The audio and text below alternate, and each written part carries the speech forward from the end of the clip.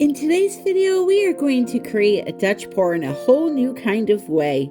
Will my idea work, or will it be a total flop? Well, the only way to find out, my friend, is to watch this video, and here you are. So let's get started.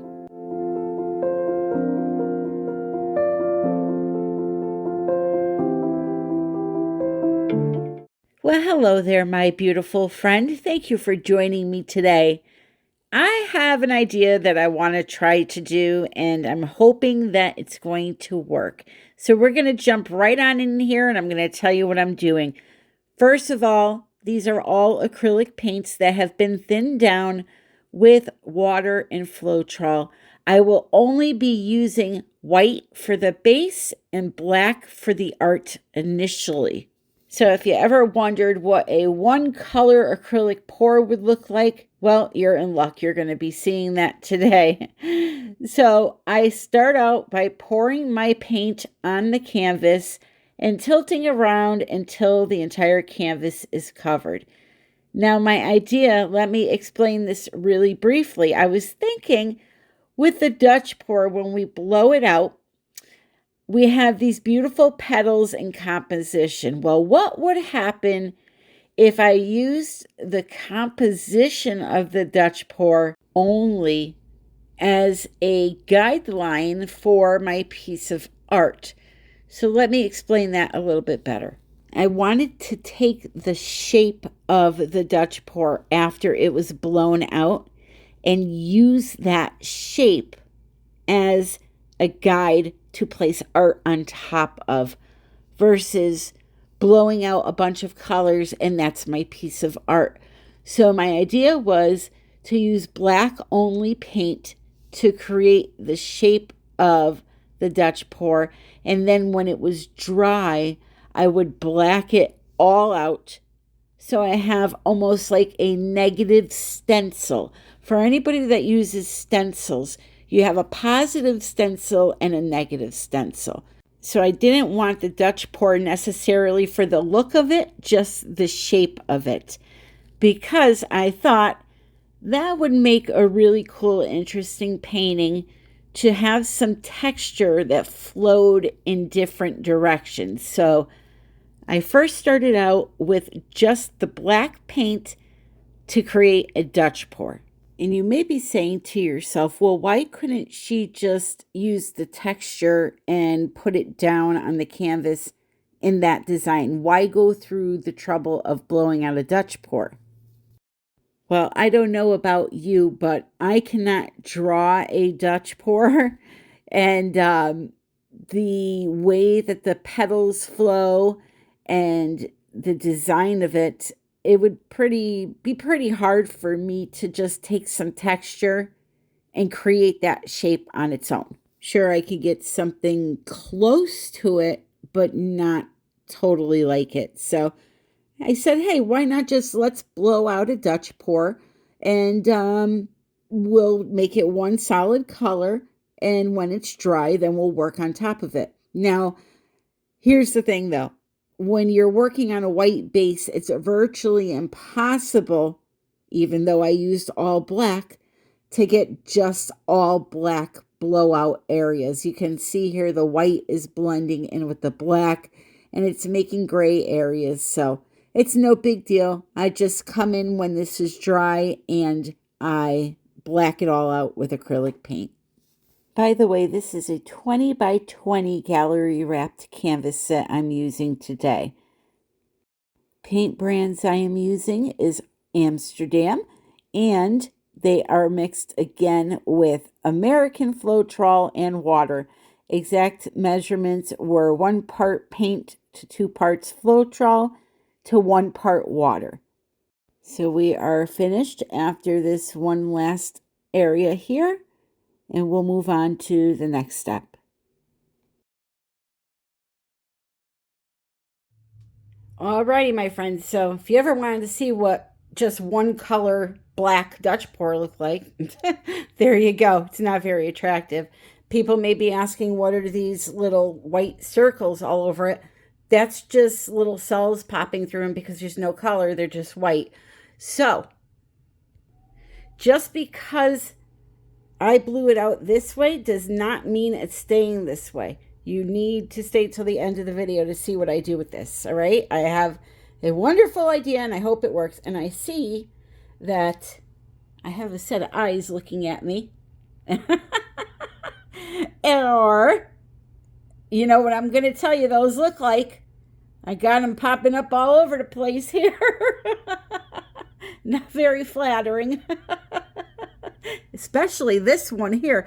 What is that? God. Let me stop looking at this painting before I get myself in trouble. So anyway, we're going to let that dry, and then I'll come back and we'll move on to the next step. So I didn't bother recording all of this for you. I just took black paint and I painted black over the entire thing. And again, I just wanted the outline of the Dutch pour to work with. I didn't care so much for what was in the center of it. That was just going to be where I placed my texture.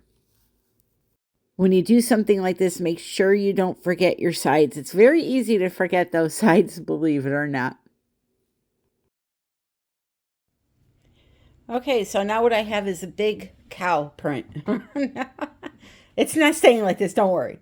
But what I have here is a negative print of a Dutch pour, right? So I've blacked out all the color, and I have just the design of it. So what I'm going to do is move on to the next step and get some color brought back into this thing and see how it turns out. So somehow I lost my footage for this next part on how I created the texture. So what I did was I just kind of sketched out part of my Dutch pour area onto a smaller canvas just so I could demonstrate how to create this texture. I have done this though multiple times already in my past videos.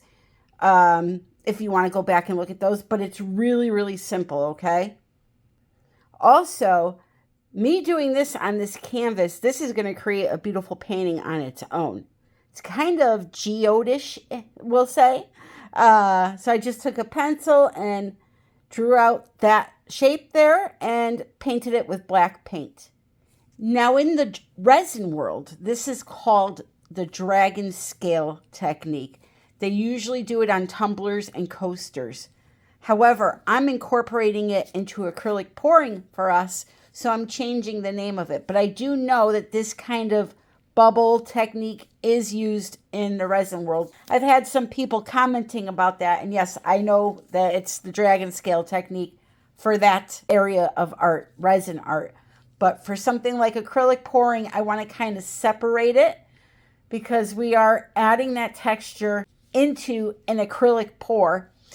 And we are using pigments to create that prismatic effect. So that's why I came up with the prismatic pour, kind of separate it. So anyway, you're going to need a UV light and some UV resin. Now, I bought this kit online for I think it was $25.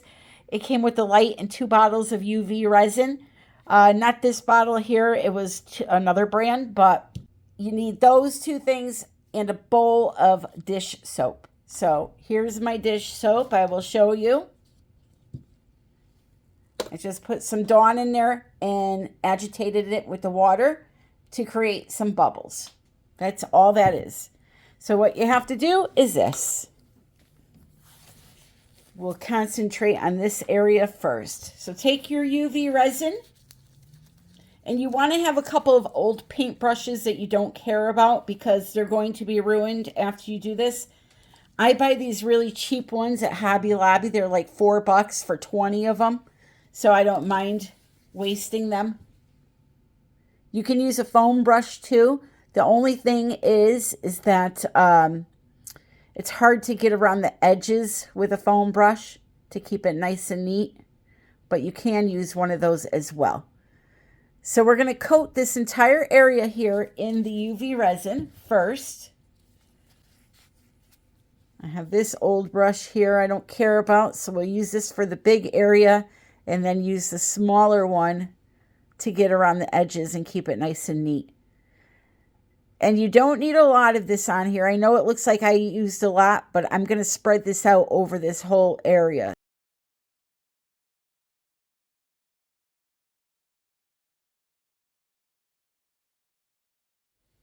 Now, what I'm going to do is I'm going to take some of my foam and I'm going to be sure to scoop right off the top. You don't want to get water, you just want the foam. And I'm just going to lay it on top of the wet resin. Just like so.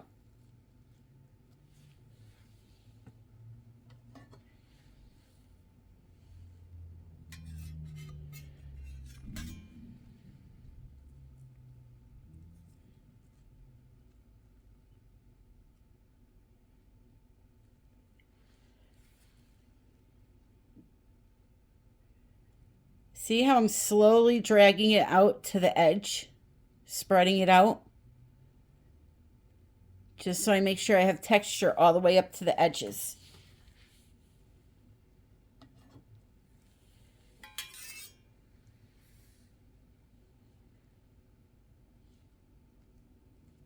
And you also don't want to wiggle it around too much because then it will slide into the white area.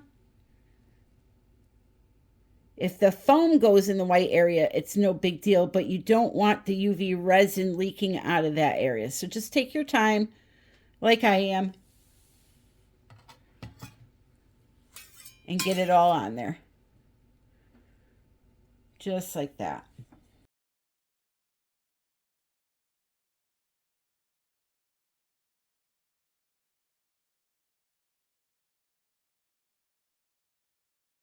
Once you get your foam on like that, then you're going to take your UV light and just place it over the top. Now, I did a big area, so I'm going to hover back and forth like this with the UV light for about 90 seconds. But if you do a smaller area, you could just set it down and walk away until it's done. Put it this way, if you do an area that fits under the light and you're not going back and forth like I am, because I have this big, huge area, 60 seconds is plenty of time. I'm just doing 90 because I have this whole huge area I just put down. You should probably do smaller areas that fit underneath your UV light.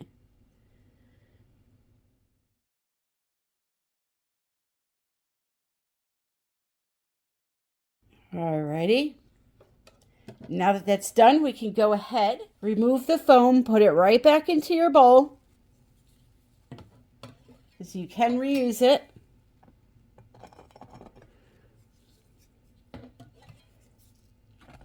And you're going to expose a most beautiful, most magnificent texture you've ever seen. Just going to take a paper towel and lightly pat it off.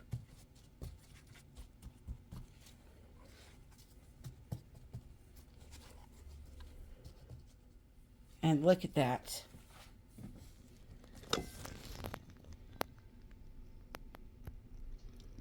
Now, once we fill that in or buff it with the chameleon pigments, you're going to see just how beautiful it looks. Now, this area right here, I'm not too happy with.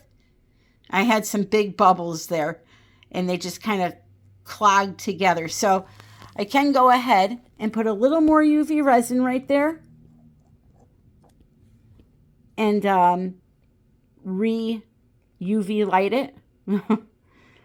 Or what I'm going to do is I'm going to finish the rest of this first to see how it looks. Maybe I'll get another area like that and it will kind of blend in and look like it belongs because there's more of them. So I'm going to finish this and then I'll come back and we'll show you the next step. Okay, so I went and did all of that all over the whole area, the black area here. Again, I'm just showing you this because this is what I did on my big painting. I just lost the footage. But I will be showing you the finished big painting at the end. I just wanted to give you a little example of how to create the texture. Anyway, so now at this step, you have a couple of choices when it comes to coloring this. You can use metallic paint and just lightly buff it over the surface to get a nice metallic look. You can use something like a chameleon powder, which is a multi-color shifting pigment. You could dry rub it all over the surface.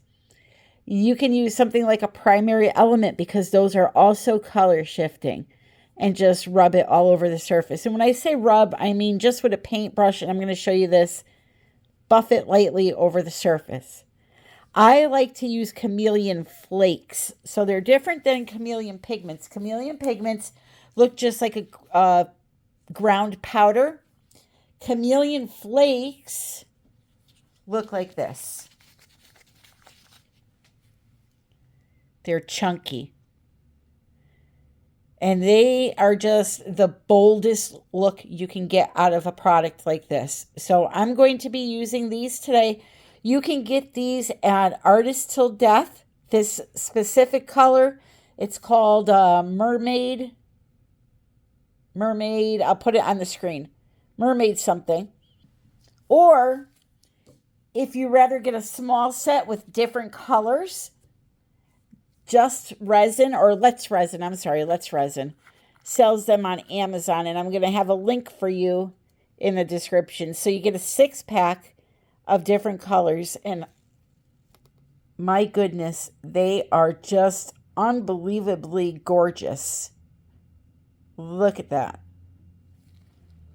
So, like I said, you do have, that's a nice, I don't know what that is. It's so hard for me to read. Pink green, it's called. How fun is that? But yeah, they're going to add like a lot of excitement to your painting. Oh, and by the way, this is a chameleon powder. So you can see it's just grated up finer. But it will do the same trick. I just think that the bigger flakes just look more bold on there. So that's why I like to use those. But in my last painting, I just used the powder. So they all work wonderfully and will make you very happy. So here we go. Just a little tiny bit on the tip of your brush is all you need. Just a few flakes and start buffing it on. Okay? You don't have to dump it on or use a whole bunch. Just brush it on and spread it out.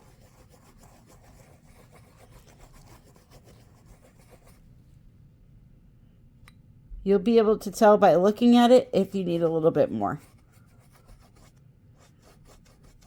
They are expensive, so you don't want to waste them. I get my Chameleon Flakes off Amazon. I find they are the cheapest. So I'm going to put a link for those and the resin / UV light kit in the description of this video.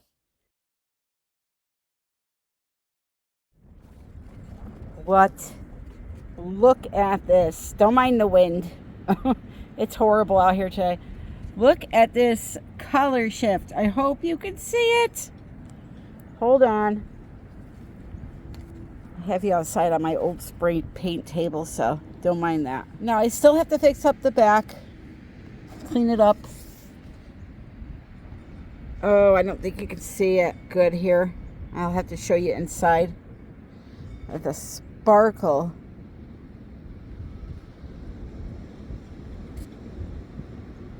Wow. Look at this area right here. All right, see it there from far away? How it's sparkling. This is just crazy. Like I told you before, this is a beautiful painting just on its own. I just have to clean up the white background a little bit. I'll just paint the white areas white again with acrylic paint because I did have a little bit of smudging there. And then, yeah. I honestly like it better without the resin, but I'm going to resin it just so you can see what it looks like. But I like the look of the texture on the surface with nothing covering it. All right, let's take a look at it here. and see if I can get the color shift to show up. So you can see the blue around the edge here. If I was able to go further in with the camera, which I can't, it would turn more blue. And it's just blue, purple, and teal. But look at that sparkle. That's what really gets me, is the sparkle.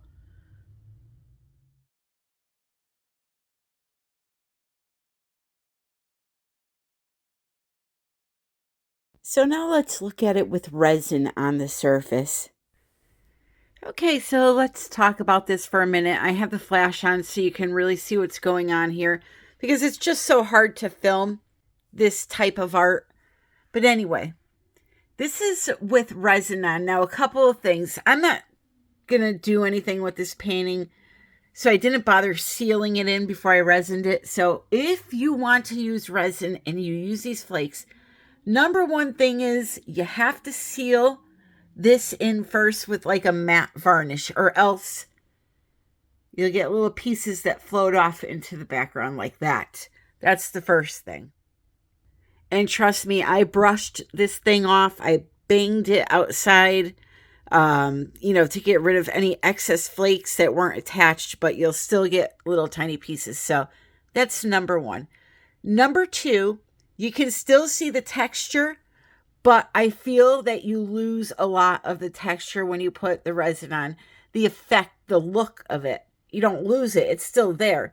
But the look of it, the resin distracts from the texture. So that's why I don't personally like to use resin on something like this. But here, let me give you a close-up so I can show you what this looks like. It's just so pretty, the sparkle. So, so pretty. And I'm going to show you the other one now, the one that this video was supposed to be about without resin on, so you can see the difference. Like, there's a big visible difference. So that is that one. And the other thing, too, is that if you use resin on something like this, it's not going to be a flat coat unless you put multiple coats over it. So that's another thing to consider. Like, you can see the texture all through here. So just some things for you to consider, but overall, it's still very pretty and sparkly. Just the way we like them. All right, let me show you how my painting for this video turned out. Oh my word. Look at this, you guys. This is absolutely fantastic. So this one, I used a green, gold, pink color shift. I had to think for a minute there. Or I should say Chameleon Flake. Look at that. That is bananas. Absolutely bananas. And I'm going to show it to you inside too. I just wanted to show you outside with the sun beating on it. Look at that. So this was something interesting to do, just to blow out a Dutch pour and kind of fill it all in and do this on top of it. So I'm just trying these different things to see how this stuff looks the best. I'm going to say it's probably going to be my opinion that doing a Dutch pour and then just adding it in certain parts of the leaves like I did in the first video, I believe it was. I'll try to remember to link that in the description. I think that's the best use of this. However, this would look stunning on a wall. All right, so here it is in the house. And here you're seeing a lot more of the pink and the green combined in this direction. But if I were to lay it in a different direction, you're going to see more pink. And you can see a lot more of the texture without the resin on. So if you're going to do anything, I I would recommend just using a matte varnish just to seal it in. You don't need the backdrop to be anything other than just a basic color because this thing is just so phenomenal. You want all the focus to be on this area. Look at that. Look at that. Again, I just wanted to try this. It's a new technique that I'm just experimenting with, using it different ways. I realized from this view, it looks splotchy, but I'm telling you, in person, it does not look like this. This Chameleon Flake is just playing tricks with our eyes right now. Anyway, I'm going to try a few more things here and then pick my favorite way of using this stuff. But you go ahead and experiment yourself and figure out what you like. It's just something fun to add into a painting, okay? And like I said, I just wanted to try it on the shape of a Dutch pour. Not so much have a Dutch pour with this added to it. So I did what I wanted to do, and I had a great time doing it. Thank you so very, very much for joining me.